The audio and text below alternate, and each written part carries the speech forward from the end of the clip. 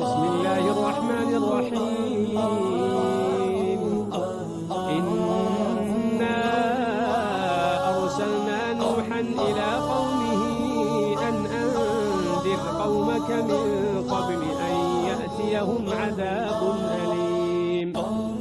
قال يا قوم إني لكم نذير مبين أن اعبدوا الله واتقوه وأطيعون يغفر لكم من ذنوبكم ويؤخركم إلى أجل مسمى إن أجل الله إذا جاء لا يؤخر لو كنتم تعلمون.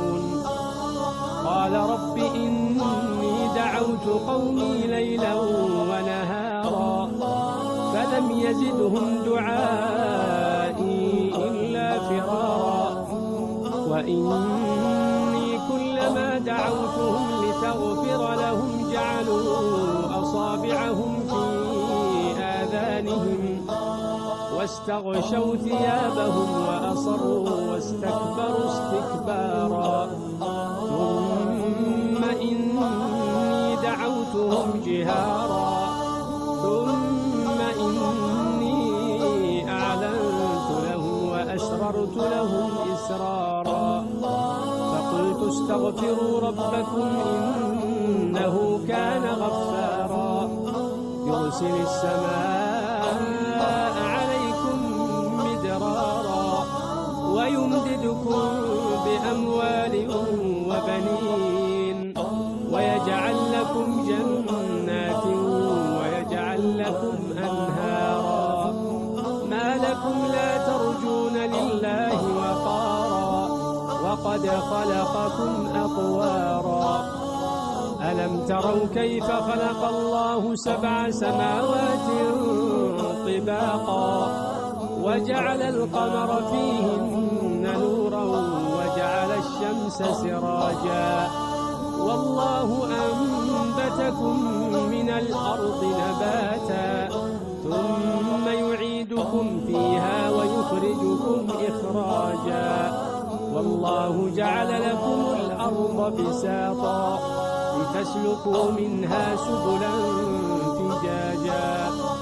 قال نوح رب إنهم عصوني واتبعوا من لم يزده ماله وولده إلا خسارا ومكروا مكرا كبارا وقالوا لا تذرن آلهتكم ولا تذرن ودا ولا سواعا ولا يغوث ويعوق ونسرا وقد أضلوا كثيرا ولا تزد الظالمين إلا ضلالا مما خطيئاتهم أغرقوا فأدخلوا نارا فلم يجدوا لهم من دون الله أنصارا. وقال نوح رب لا تذر على الأرض من الكافرين ديارا إنك إن تذرهم يضلوا عبادك ولا يلدوا إلا فاجرا كفارا.